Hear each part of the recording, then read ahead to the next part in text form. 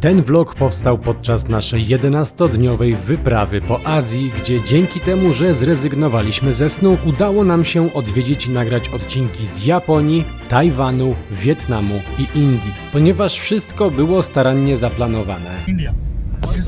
W skrócie rozkmina jest taka, że chłop nam powiedział, że jutro Indie zaatakują Pakistan. 3 maja jakby co. 3 maja, a 4 my mamy samolot rano o 6.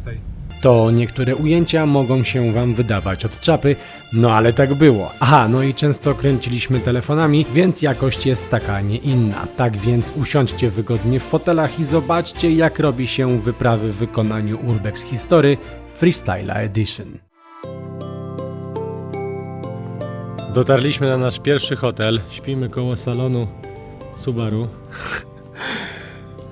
Mamy już dość, jest godzina która?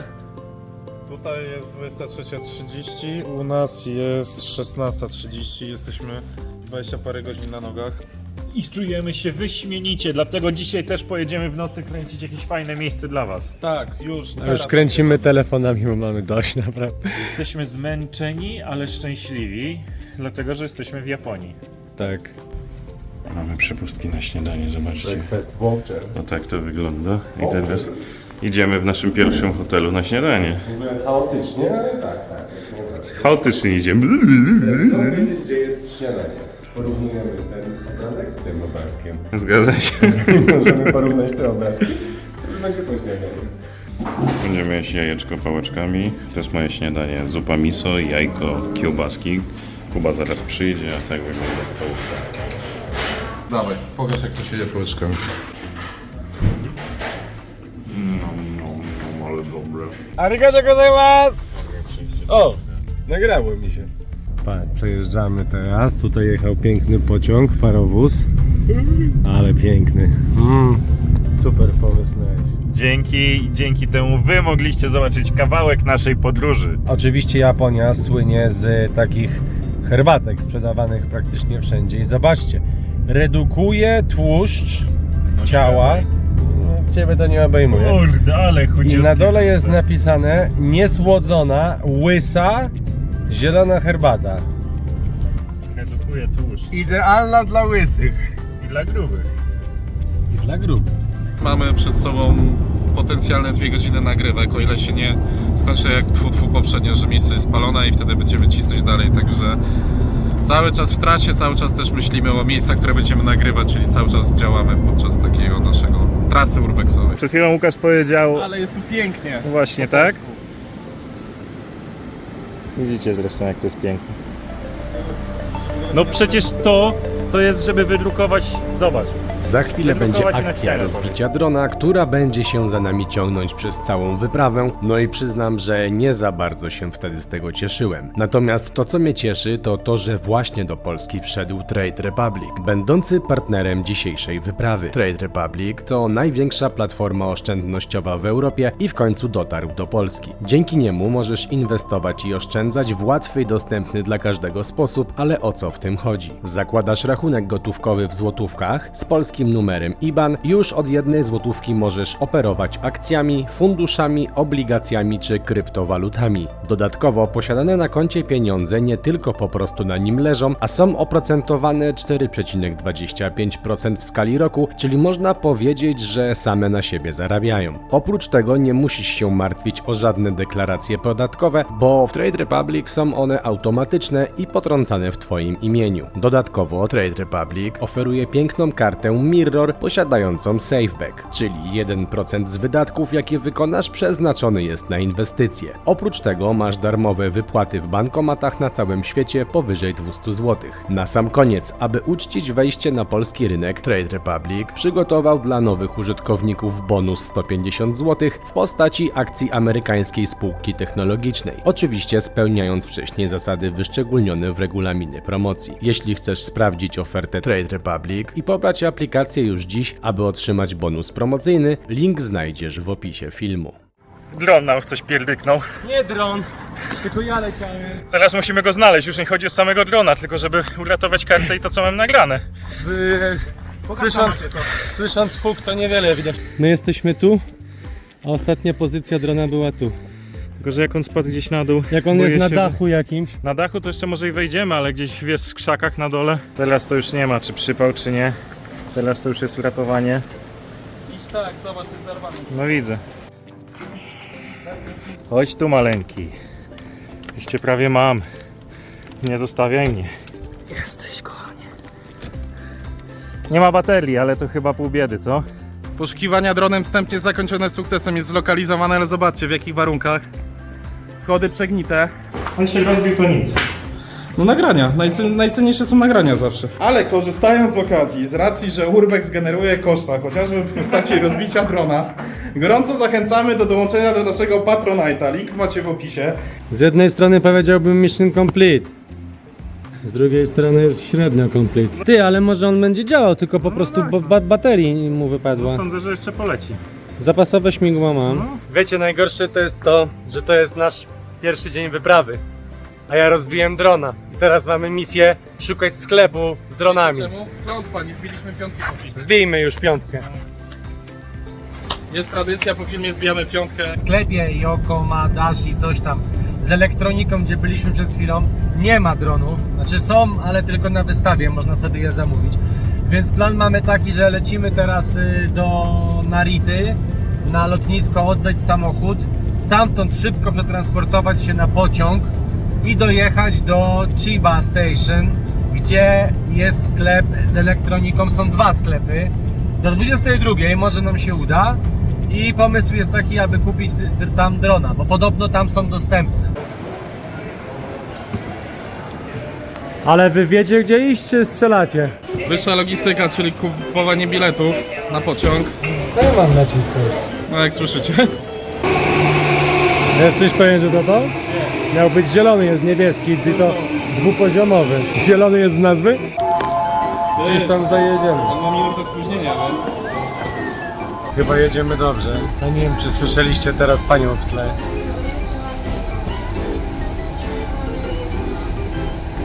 Równie dobrze możemy je ubliżać. Gorzej niż w PKP, jeżeli chodzi o nagłośnienie. Chiba Station to już jest, nie wiem gdzie to jest, gdzieś tam jest. A to jest chyba nasz sklep, poznaję po tym czymś. Yodoyashi, tak? Yodayashi. Yodayashi musi drona nam dać. Było napisane, że mają. Tak wyglądamy po rozbiciu drona, po kupieniu nowego drona, po miliardzie kilometrów przejechanych. Kuba regeneruje się na następny dzień, a tu nasz nowy dronik. Nie przepuszczą mnie na bramkach na lotnisku, jak będę tak wyglądał. Z taką twarzą nie. W Stanach ukuliśmy takie powiedzenie hotel w stylu high-buy, czyli wchodzisz i wychodzisz. I w takim stylu mamy dzisiaj pokój w Tokio. Tak wygląda mój powerboost. I zmęczony człowiek. Widać to po oczach. Który jest po 4 godziny, ale jesteśmy jedyną kropką, pierwszą kropką z Polski w tym miejscu. O! Ogólnie chodzi o to, że jest mapa i wszyscy goście, którzy tutaj śpią, naklejają sobie kropki. I ta kropka jest naklejona przeze mnie ostatnio, więc jesteśmy pierwszymi Polakami. Ostatnio, czyli byłeś tu wcześniej. Dobra, w każdym razie jesteśmy w Tokio. Spaliśmy 4 godziny, tak jak powiedział Konrad, jest 5 rano. Unboxing czarnej kawy. Mamy flashbacki z wyprawy do Peru sprzed 8 lat, bo będzie miliard samolotów i bardzo mało spania. Jedziemy na Hanedę, żeby polecieć do Hiroshimy. To jest serowa paróweczka polana słodkim sosem pewnie. Czytałeś to, rozumiem, tak? Tak. A słodko czy słono? Albo jest to rybne. Nie wiem co to jest. Ryba i chyba żelatyna tu jest. Jest to bardzo niedobre. A to są żelki, to są spoko. Nie, Nie? to są te kasztany. Ten bóg. Pracopigal? A, to są Ciężko trafić przez kamerę. edamame to się nazywa. Bardzo dobre to jest. No edamame jest spoko. To jest ten bób. Też? Przylecieliśmy tutaj, Narita. Stąd po przejechaniu miliarda kółek tu trafiliśmy do Tokio Haneda. Z Tokio Haneda lecimy do Hiroshima. Tu wypożyczamy samochód i jedziemy do Nagasaki. I z Nagasaki Wracamy do Fukuoki, gdzie lecimy do Tajpej. Teraz Ciąg Atlas dalszy Świata by się przydało jeszcze... Ej, to jest japoński magazyn, może da się go palcem przewijać tą mapę dalej.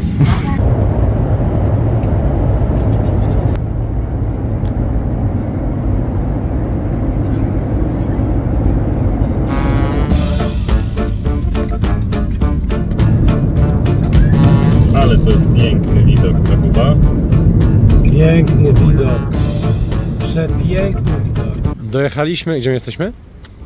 Nagasaki. Dojechaliśmy do Nagasaki, tutaj stoi nasza furka, musieliśmy przejechać przez takie coś, to się zaraz podniesie i zablokuje nam samochód, ale jeszcze nie wiemy do końca jak to zrobić, ale będziemy obserwować.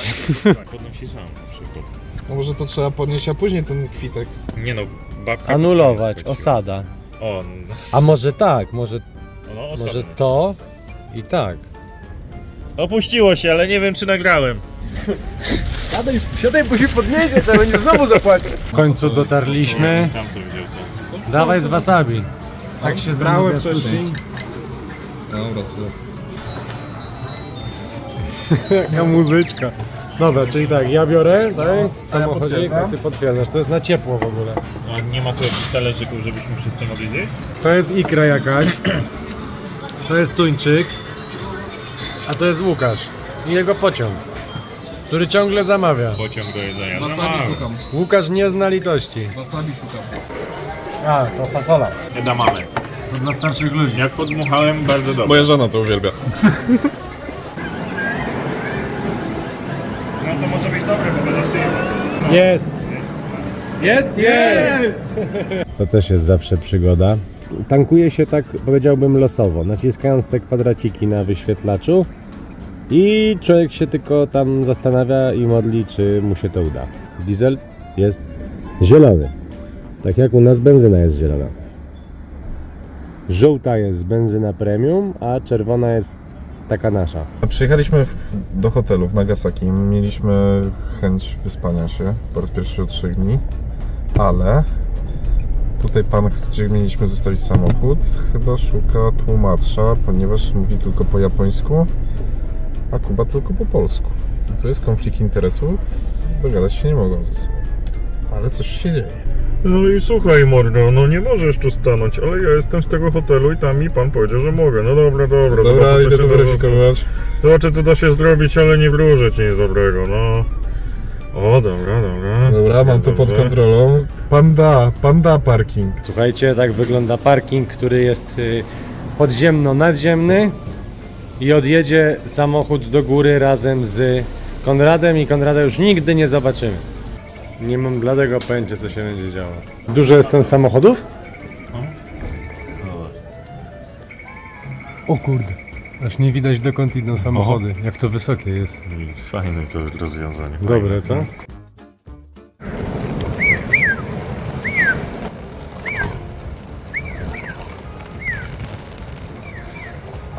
Jesteśmy na lotnisku w Fukuoce. Kolejne lotnisko. I lecimy do Tajpej. Mamy rozkminę a propos drona, czy wysłać ją drona kurierem, czy nie. A, bo wy nie jesteście w temacie.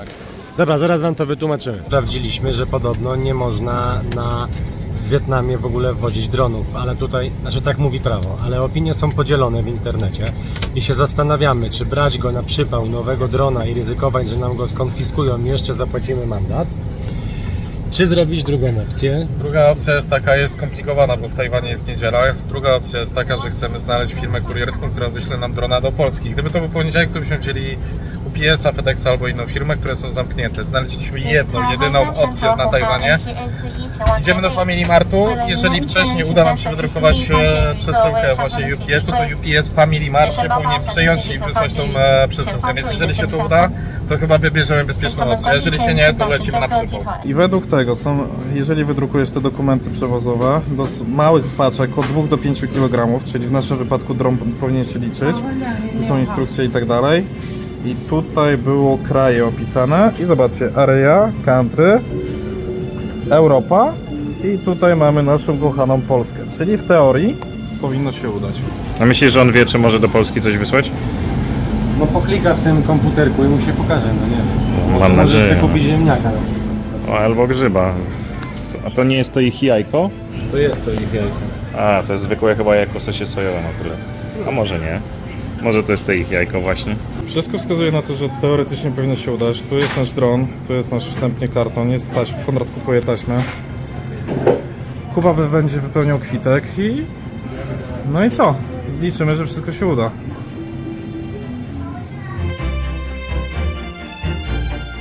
Grubas! Siemano, tylko ogon niezawinięty. Psa nie jemy w Wietnamie? No, wypadałoby. Pokaż, to jest kultura. Tu jest taki opuszczony, wielki szpital, w którym są chłopaki. Ja stoję na zewnątrz z radiem, foto i z kamerą, bo trochę jest tu przypałowe wejście, zresztą to pewnie ogarniecie na filmie. Natomiast najgorsze to jest to, że mamy godzinę 19 praktycznie, a do godziny 20 musimy oddać samochód na lotnisko, a oni znaleźli coś ciekawego. Natomiast kolejny etap to będzie lot do Wietnamu i tutaj mamy problem z tym dronem, ale już postanowiliśmy zrobić jedną rzecz, a mianowicie po prostu jedziemy na przypał. Jest 5 rano i jedziemy na lotnisko w Tajwanie. I to takim wynalazkiem. Luxsense? Jakoś tak, to nie? Coś takiego. Zbienny. Taka lux torpeda. Ale fajne są te chińskie samochody, zrobiły na mnie wrażenie. Powiem wam szczerze, że jest to przyszłość motoryzacji. Na Konradzie zrobić zwierzenie jest niezwykle trudno, więc to naprawdę musi być super rozwiązanie. Ma duży bagażnik po prostu. A, Konrad kupuje samochody ze względu na bagażnik. A szybko! Desant! Desanto-san! Jeszcze nie desantosuję. Pokażemy wam pewną rzecz. Normalnie w samolotach, którymi latami można sobie jakoś rozciągać pasy i tak dalej, a w tym wypadku to jest max. Więc my jeszcze jakoś się mieścimy, ale przykładowo jeżeli taki stereotypowy Amerykanin by leciał, który przykładowo z takim brzuchem, to nie wiem jakby się zapiął, musiałby jakąś Jedną przejściówkę nogę. mieć. Jedną nogę. Lądujemy właśnie w Wietnamie, dokładnie w Hanoi. Wizy sobie wyrobiliśmy wcześniej przez internet. Mam nadzieję, że wszystko będzie ok. I mam też nadzieję, że wszystko ok będzie z dronem. I podobno o tyle w Hanoi to jeszcze to mają tam gdzieś, ale w Da Nang jest problem. A my tam będziemy dzisiaj wieczorem lecieć, więc się dowiemy, czy będziemy mieć drona, czy nie. Natomiast za radą różnych komentarzy na YouTubie i na różnych forach jesteśmy przygotowani na przewiezienie tego drona. Na różne sposoby, że tak powiem. Zostawiamy bagaż na lotnisku w Hanoi. Znaleźliśmy już pana, który nas zastępczo będzie wozić, bo niestety z Avisem tak się dogadaliśmy, bo tak się z nimi dogaduję, że jednak w Hanoi... Tak, nie, mamy dużo czasu. Nie mamy rezerwacji na dziś, tylko jutro na Da Nang, ale od jutra już powinno być do Pukocu spoko, bo na Pukocu to samo nie mamy niczego. A później już z górki, więc no udało nam się znaleźć lokery, zostawiamy nasz bagaż, żeby nikt nas nie okradł przypadkowo i ciśniemy. A jeszcze siku i kupa? Dobra, a kupa później. Tak operacyjnie, bo trochę na trytytki to ogarnialiśmy. Avis nas olał, nie wiedzieć czemu, więc ogarnęliśmy randomowego ziomka, co widzieliście tutaj, który z nami jedzie. Całkiem sympatyczny, tylko nie potrafi chyba pisać, bo musiałem adres pisywać za niego po wietnamsku, więc Konrad mówi po japońsku, a po wietnamsku. Kuba oddał rzeczy właśnie do bagażu, które też były prześwietlone. Na razie jak się doklei, mamy 50 minut drogi. Ziomek obiecał, że będzie woził nas cały dzień, wszystko idzie na tłumaczach, więc zobaczymy, gdzieś dojedziemy. Jest i to jest w ogóle też ciekawostka, bo tutaj był Slamsk, ludzie tutaj mieszkali, właśnie mieli problemy, był market, aż zakumali, że to jest miejsce turystyczne i teraz wszyscy nas właśnie wołają i tak jak powiedział Konrad, w momencie kiedy będzie jeździł pociąg, to wszyscy tutaj przechodzą na bok, no i siedzą w knajpce i mijają się z pociągiem, po to przyjechaliśmy.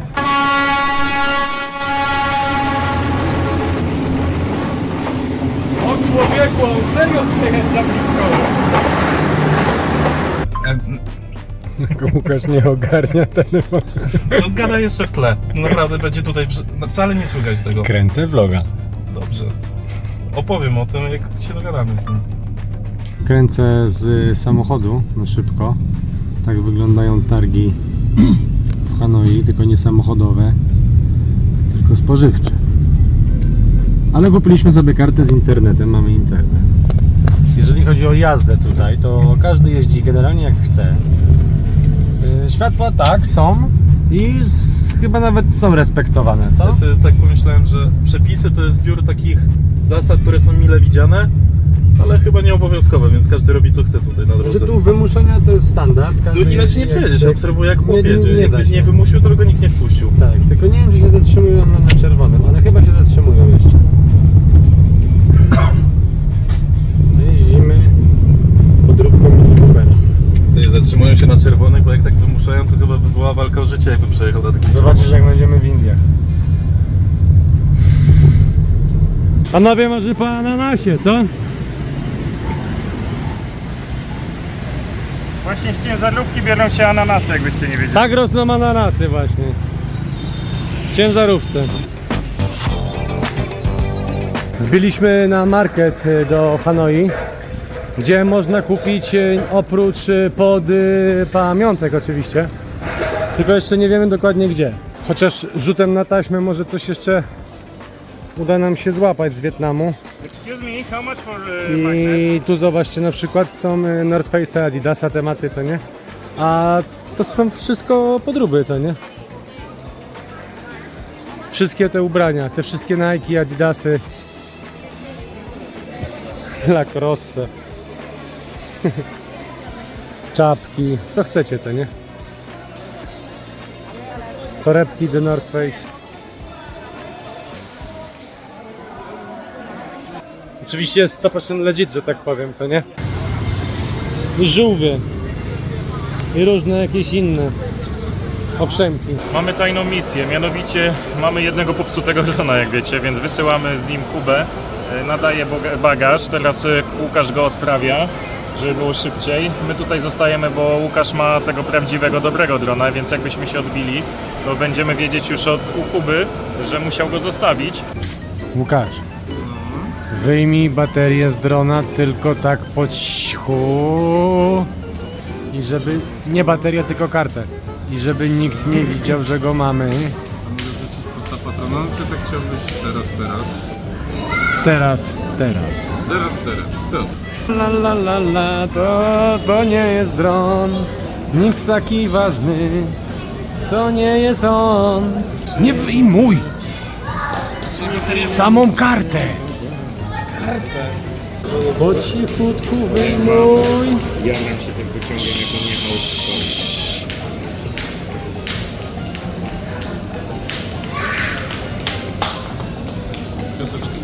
Yo, my friend. Już się witaliśmy z gąską, ale jest mały problem, ponieważ tam wychodzą ludzie z przylotu. Mieliśmy odlecieć o 22 coś tam, a odlatujemy o 17:21. Poznaliśmy się po prostu w czasie, wymyślając nasze myśli. Tak zoptymalizowaliśmy, że cofnęliśmy czas. Specjalnie dla was. Bardzo zmęczony, chcę być już gdzieś, gdzie jest cicho, bo ten kraj jest strasznie chaotyczny. Dlatego lecimy do połowy wysokości tego kraju. Potem lecimy do byłego Saigonu, potem do Phuket, potem jeszcze do kraju, który można powiedzieć jest definicją chaosu, czyli Indii. Więc jak wrócę już do tej naszej kochanej Polski. Dyskoteka, włączyli nam dym. Wylądowaliśmy na lotnisku Da Nang i to jest to lotnisko właśnie, które słynie z tego w internecie, że kradnie drony. My jesteśmy jakby na wewnętrznym rejsie po Wietnamie, więc dzisiaj wydaje mi się, że po prostu tylko odbierzemy bagaż, przejdziemy i nikt nas nie będzie kontrolował. Ale jak będzie jutro, bo będziemy musieli przejść przez check-in, nie mam bladego pojęcia, ale chociaż do tego momentu dron jest razem z nami. Witam was kolejnego dnia. Dzisiaj mamy nowego pana mistera, jeździmy nowym samochodem. Spaliśmy w nim właśnie 4 godziny, żeby przespać troszeczkę. Oj, było potrzebne. Zatrzymaliśmy się na takim targu i pani nam robi trzcinę cukrową, tak? No napój trzciny cukrowej taki. Musisz mówić głośniej do tego telefonu. Napój trzciny cukrowej taki napój, taki lokalny, gdzieś gdzie rośnie ta trzcina, no tak? No nie pamiętam, trzcina cukrowa bodajże. 3 minuty temu wstaliśmy, obudziliśmy się w samochodzie, po prostu gość nas mógł wywieźć Nawet i do Kambodży i bym nie ogarnął, gdzie jesteśmy, co nie? Ja odpłynąłem, 3 godziny spałem jak dziecko, tak jestem połamany, że masakra. Tu jest jeszcze taki Red Bull. O, thank you. Nie wiem, czy widzieliście kiedyś taki wynalazek. W Polsce można go kupić. Czyli to nie jest ten tajlandzki. To nie jest tajlandzki. Znaczy, no wiem, że takie piłem w Polsce, więc na pewno nie są, można je kupić. A To taki światowy jesteś. no w Polsce, więc tak. Chyba, że z Tajlandii też polscy to oryginalne są. No może być to ten tajlandzki oryginalny, nie mówię nie, ale... Sprawdzimy. Nie wiem, jak to jest z tym lodem tutaj. Nie ma co ryzykować, ale dobra, słodkie. No. Bardzo dobry. Słodki, a to limonkę nadaje takiego kwasiwa do tego. Tak, nagrywam to z offu, bo latałem dronem i stoję tutaj z naszym panem, który jest kierowcą. Bo w Wietnamie nie można wypożyczyć samochodu bez kierowcy. Ale o co chodzi? Chcemy wejść do dżungli, chciałem wejść do tej dżungli, nagrać kilka scen. No bo wiecie, jak Wietnam, wojna w Wietnamie, no to musi być dżungla. Ale pan mówi, że nie wolno tutaj ze względu właśnie na te niewypały. I głównie to trzeba mieć przewodnika. Słuchajcie, jesteśmy w tunelach Wietkongu. To najlepsze, już takie zwykłe turystyczne są naprawdę ciężkie do przejścia, 50 metrów pod ziemią. Trochę poszerzone, ale to nadal idziesz w chuckach, mam pozdzierane kolana. Jestem przemoczony, bo tutaj jest ze 35 stopni i naprawdę wilgotność jest kosmiczna. A w tunelach spokojnie z 50 było. A jeszcze co najlepsze, znaleźliśmy taki tunel w tunelu, bo pamiętajcie, że one były 3-piętrowe i takie małe wejście, nie? I stoi obok taka Australijka i pytamy się, czy tam można wejść, mówi, że tam jest jej mąż. No to dobra, no to wysyłamy najchudszego, czyli Kubę. Człowieka do zadań specjalnych naszego szczura tunelowego, bo tak się nazywali. Aktualnie tak. No i powiem wam, że przeszedł kolejne 50 metrów, ale stoimy, gadamy i nagle podchodzi strażnik i do nas mówi, tylko tam nie wchodźcie, bo tam nie można wchodzić. My tak, dobra, spoko, tylko stoimy, a Kuba już od 5 minut sobie tam biega. Więc no powiem wam szczerze, że przeszedł tunelem prawdziwym w Wietkongu, nieposzerzonym, bez oświetlenia. No i zobaczycie to na filmie, bo ja sam nie wiem jak to wyglądało, jak to jest ciężkie, bo ja już po tych... Tak samo jak to, co byliśmy, tylko że był niższy. Jak będziemy film zgrywać, to poproszę... Elo. To poproszę Kubę, żeby zgrał film, to pokażecie z tunelu. Kuba niczym prawdziwy szczur tunelowy zdobył nie tajne tunele Wietkongu i to nie jest obelga, ponieważ tak się nazywa jednostka do walczenia właśnie z tunelami Wietkongu, także... Do sprzątania tuneli Wietkongu. Do sprzątania tuneli. Nasz kierowca jest offroadowcem. Chcemy nagrać tą górę i zobaczcie, jedziemy sobie rzeką. Dla tego człowieka nie istnieją problemy. Jesteśmy na lotnisku w Da Nang, czyli w tym miejscu, gdzie jest największy przypał z dronem, którego Łukasz ma tutaj w plecaku i idziemy na żywioł, powiem wam. Idziemy na żywioł, zobaczymy jak będzie, a bagaże mamy też przeważone, więc po prostu YOLO, co nie? Co ma być, to będzie. Gdy spotkamy się na zakręcie. Obczajcie, jakie są 50. rocznica odzyskania wolności. O, i reklama. No i tutaj my, VIP-line. VIP-line, tak. Sytuacja operacyjna jest taka, że rozkminiliśmy, że w Wietnamie można mieć za, uwaga, 150 zł business lunch. I co jest najlepsze, że tak, ładujemy się. Tam się ładuje Bronisław, tutaj reszta tematu, po prostu nie mamy czasu tego robić, bo czasami dolatujemy do hotelu tak późno i na przykład dzisiaj mamy jeszcze godzinę opóźniony rejs, ale do czego zmierzam? Że drożej by było siedzieć na porcie i coś zjeść, niż skorzystać z tej opcji. I jeszcze oprócz tego mamy tutaj prysznic, a śmierdzimy jak dzikie. Szukam takiego porównania, żeby nie było jakiegoś tego... jak gnu. Porównania zupka 40 zł są na porcie, a tutaj mamy jedzenie, woda, Picie, no i właśnie prysznic i cisza i spokój, a ta cisza jest bez ceny. No, w krajach takich jak Wietnam cisza jest bez ceny, to jest prawda. Godzina 3:30, okazało się, jesteśmy w Ho Chi Minh, czy tak było zaplanowane, ale nie zaplanowane było to, bo mieliśmy w tym hotelu pokoje. Okazało się, że anulowali nam rezerwację, bo mają tu jakieś święto i ktoś był przed nami, nie wiem o co chodzi. Jest godzina 3:30 a o 9:00 przyjeżdża gościu. Więc nie wiem w sumie co, czekamy, może się coś zwolni, może coś będzie, może coś nie będzie. W okolicy w ogóle też nie ma hoteli, bo jest to święto ich. Nie wiem. Czasami tak bywa, ale z uśmiechem na ustach i ze zmęczeniem w oczach. A co do samej okolicy, jest ona przepiękna. Raz na jakiś czas przebiegnie tutaj karaluszek albo jakiś inny szczurek. No tak to jest fajnie, no. Tak cytując Walaszka, to bym powiedział, że schludnie. Choć nie schludnie. O, ale widzę chyba pierwszego Forda. Łukasz powiedział, że on rezygnuje na przykład dzisiaj ze snu, na poczet snu za 2 dni. A Konrad powiedział, że jak się nie uda, to na dachu rozbija biwak. Finalnie akcja skończyła się tak, że nie musieliśmy spać na ulicy. Znalazł się magicznie jeden pokój. Także chociaż te parę godzin, ale udało się kimnąć. No i finalnie wylądowaliśmy na wyspie Phuoc. Jesteśmy teraz w byłym, no nazwę to obozie koncentracyjnym wietnamsko-amerykańskim, ponieważ tutaj przetrzymywano właśnie Wietkong i poddawano ich naprawdę okropnym torturom. To zresztą zobaczycie na naszym odcinku. Tam zobaczcie wieża strażnicza. Wczoraj dolecieliśmy, a dzisiaj przywitał nas piękny monsunowy deszcz. Monsunowy. Co prawda teraz nie jesteśmy cali mokrzy od deszczu, bo przestało padać jakiś czas temu, ale jest duszno, jest po 30 parę stopni, jest straszna wilgotność i generalnie po 5 minutach na dworze cali mokrzy jesteśmy. Na polu ryżowym. Na polu ryżowym, co też ma odniesienie do tego miejsca, bo wyobraźcie sobie teraz więźniów, którzy spędzali całe życie w baraku nagrzewającym się do 40 parę stopni. Bardzo działające na wyobraźnię miejsce. Nic dodać, nic ująć, tylko zobaczyć nasz odcinek. Ale wracajmy do tego vloga, ponieważ jeszcze mamy trochę trasy przed sobą, chociażby same Indie, jeszcze parę fajnych miejsc, więc chodźcie z nami do taksówki i jedziemy dalej. W ogóle słuchajcie, jedziemy sobie przez Phuoc i przez chwilę rozkminiamy, jaka szeroka ulica, to chyba jakieś lotnisko. No i okazuje się, że tak, bo tam jest stare lotnisko amerykańskie i teraz z niego zrobili autostradę, a na środku zobaczcie, jaki jest wielki posąg wielki posąg Ho Chi Minha na środku ronda. Pięknie tutaj jest. To jest najpiękniejsze miasto, najpiękniejszy kraj, w jakim byłem. Tak, Konrad? Najpiękniejsze miejsce na świecie. A, przepraszam, to jest najpiękniejsze miejsce na świecie.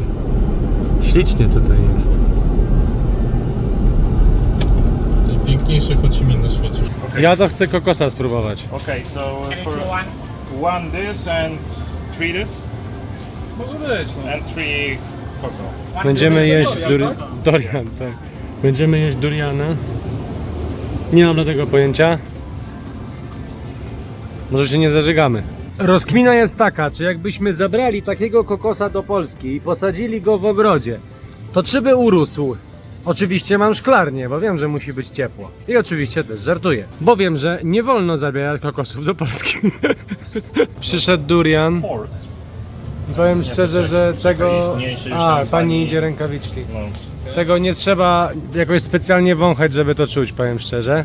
Czujesz to? No a nie? Nie czujesz takiej przegniłej cebuli? Wali także fest. Nie jakoś mocno. Ale ma specyficzny zapach, dobra. Śmierdzi taką dziwną cebulą, ale no, nie śmierdzi tak, że mi się chce wymiotować.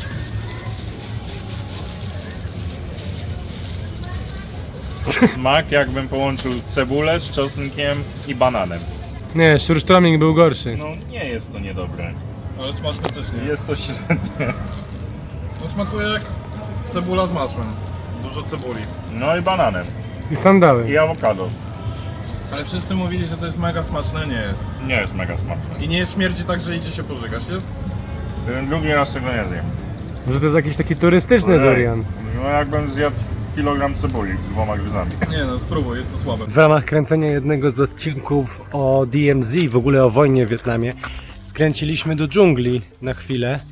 Taka przy ulicy po prostu, żeby tylko nagrać sceny, bo wiecie, że tam w Wietnamie dużo jest zaminowanych dalej niewypałów. Powiem wam, że ja jako botanik z zamiłowania mega się jaram. Świetnie to wygląda. Był Wietkong? Był, znaleźliśmy parę. Jest tylko... że wojna. Jest tylko King Kong. Dobra, chodźcie, bo mister czeka na autostradzie na nas. Poszedł! Jesteśmy dalej na Phuocu. Jak? Na Phuocu. O, cześć Pedro.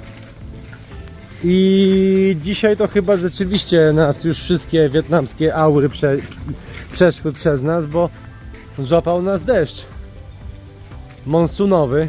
Pedro, mordeczko. Nie będę cię głaskał, bo jeszcze możesz mi rękę odgryźć. Aczkolwiek kocham pieski.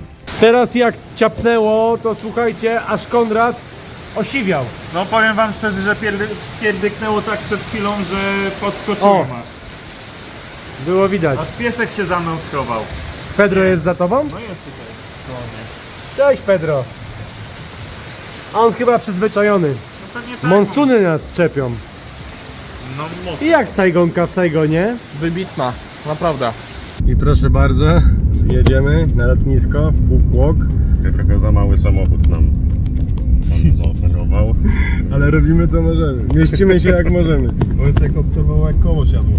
Tak, pan jak wysiadł, jak wsiadał, to zobaczył, że już mu się koło w nadkolu chowa. Ale my jedziemy teraz, słuchajcie, na lotnisko, bo mamy lot do Ho Chi Minh, a z Ho Chi Minh lecimy do Mumbai. Jesteśmy w Ho Chi Minh, Jak Indiana Jones. w tranzycie, ale coś ciekawe, o tam daleko nasz rybak pobiegł do przodu, wędkarz. To on dla nas łowi jedzenie. Pobiegł łowić jedzenie, nasze walizki. Nie jest sztuką dać rybę, a sztuką jest dać wędkę. Tą wędkę wziął Kuba.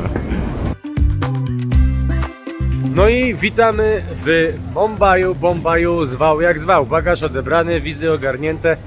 Wychodzimy na miasto, jedziemy do hotelu. Jest godzina koło 22. Ja chyba w złą stronę poszedłem, przepraszam. Tak, w złą stronę poszedłem. Lecimy do hotelu, ponieważ jutro rano okręcimy Dharavi, te slumsy. Tak czy siak, Indie to nasz ostatni kraj, a pojutrze mamy powrót do domku. Let's Dance tak zwany, szykujemy się do wyjazdu na ostatni odcinek podczas tej wyprawy. Dokładnie, slumsy Dharavi. Największe w Azji i jedne z największych na świecie slumsy. 8 minut. I opowiem o takiej najciekawszej rzeczy, która mnie urzekła, mianowicie, że przypada jedna toaleta na 1200 osób, więc większość wali do Białymstoka. I tam jest, w tamtym miejscu powstał właśnie ten milioner z ulicy, to był ten film, co nie? I największe zagęszczenie ludzi. Musimy iść w długich spodniach, kurteczka to jest taki dodatek od Kuby, a jest 30 parę stopni, także powodzenia. Kurteczka jest ochronna. Dobrze, to jest nasz przewodnik, to jest Konrad, to jest Kuba, a gdzie jesteśmy? Jesteśmy w Dharavi, czyli największych slumsach. Na początku myśleliśmy, że w Azji, ale jednak się okazuje, że są jednymi z największych na świecie, więc naprawdę tutaj się dzieje. A czemu? Bo one może powierzchniowo nie są ogromne, ale żyje tutaj nawet do 3 milionów ludzi. Wcześniej myślałem, że 1 milion. Co? Rozdzielnie. Proszę bardzo, rozdzielnia prądu, cytuję. Nigdy się nic złego tu nie wydarzyło, jest totalnie bezpiecznie, w czasie deszczu też jest bezpiecznie, proszę bardzo, kabelki, profesjonalista poskładał, wszystko jest elegancko. Ale powiem wam, myśleliśmy, że slumsy to są slumsy, bieda, bezrobocie i tak dalej, a to wszystko tutaj są robotnicy. Mają ciężką pracę w recyklingu, w każdym, generalnie to jest... Każdy dom to jest mikroprzedsiębiorstwo, nie wiem, ktoś szyje właśnie walizki, inny wyciąga części samochodowe, czy inny, no generalnie każdy ma jakieś zajęcie, tutaj jest naprawdę kupa roboty i slumsy generują podobno $1 miliard zysku na rzeczach, które kosztują często poniżej $1, więc wyobraźcie sobie, jaki to jest obrót. Mamy super przewodnika, wchodzimy do mieszkań, domów, rozmawiamy z ludźmi, mega temat. W ogóle tak zapytałem z głupa i okazuje się, że tutaj po lewej stronie to jest to północny Bombaj i tam żyje najwięcej aktorów z Bollywood. I w sumie tak nagle strzeliłem i trafiłem, co nie? Nauczyć się tego hinduskiego, żebyśmy pojechali tutaj. Kręcili filmy w Bollywoodzie. Żebyśmy dostali jakieś, no jesteśmy na tyle He is our Prime Minister and he is Chief Minister. Aha. Next to Tutaj me. ministrowie. And Chief Minister. Co ty na to ukaż? Zagrajmy rolę youtuberów z Polski, którzy przyjeżdżają Słuchajcie, nagrywać opuszczone miejsca. Może zróbmy taki cykl na naszym YouTubie od zera do Bollywoodera. Any Pakistan flight can't go to India. W skrócie rozkmina jest taka, że chłop nam powiedział, że jutro Indie zaatakują Pakistan, co nie? A my 3 maja jakby co. 3 maja, a 4 my mamy samolot rano o 6. On chyba myli fakty, bo rzeczywiście Indie i Pakistan zakazały wlotu nawzajem. Spytaliśmy, czy polskie linie, którymi wracamy, polecą, to powiedział, że nie przez Pakistan, ale naokoło. I to by tłumaczyło, bo było, że 9 godzin lotu, a wcześniej chyba miało być 7, chyba że to jest przypadek i ktoś myli fakty. Nie? No ale jak zaczną strzelać, ty... Wojny, więc oni będą lecieć przez Pakistan, no bo mogą i mam nadzieję, że nie zaczną strzelać z samego rana, tylko Jeżeli zaczną strzelać w nocy, to mamy problem. duży problem. No więc, tak, chcielibyśmy stąd jak najszybciej wyjechać. Dzisiaj jeszcze szybki obiadek. Musimy wrócić wcześniej do hotelu, bo o 3:00 wstajemy i o 6:00 mamy jakby ten rejs. Jeszcze będziemy obserwować, czy lot w ogóle do nas wyleci, ale wydaje mi się, że na tą chwilę nie ma żadnych notamów, gdzie mogłoby coś wskazywać, że do nas nie wylecą. Jeśli nie wylecą, no to muszą nam zagwarantować jakby inną podróż, jakby innym transportem dostać się do domu, że na przykład przez inny kraj. No na tą chwilę nie będę panikować, ale stresik lekki jest. Tak, Kuba? Tak. Przeczytałem. Okej. Nasza azjatycka przygoda dobiega końca powoli. Smutne, powiem Ci. Powiem Wam, że to jest na tyle fajne, że jest to męczące. Czasem się kłócimy, jesteśmy zmęczeni, mamy różne zdania, bo jesteśmy we trzech. Ale po tych 12-13 dniach tego wszystkiego przeżyliśmy tyle w 4 różnych krajach, tyle dziwnych rzeczy, tyle nieprzychylnych, można powiedzieć, zdarzeń i tych fajnych, zaskakujących, że wracając do domu odczuwasz pewnego rodzaju taką pustkę. Z jednej strony taką ulgę, ale z drugiej... Pustkę wyprawową. Tak, twój umysł jest nastawiony teraz, że wiesz, działa 360 stopni, widzę nawet z tyłu głowy, nie? Że obserwuję wszędzie, a w domu jestem i siedzę, nie? Jest Tak spokój. czy siak, robimy zwrot o 360 stopni i wracamy do Polski. Mamy jutro o 6 rano wylot z Bombaju. Dziękujemy Wam za dzisiaj. Dajcie znać w komentarzu, czy podobają Wam się vlogi tego typu. No i co? Do zobaczenia na następnej wyprawie! Całuski, papatki, kochani! Woo, teraz fajerwerki, bo to koniec wyprawy!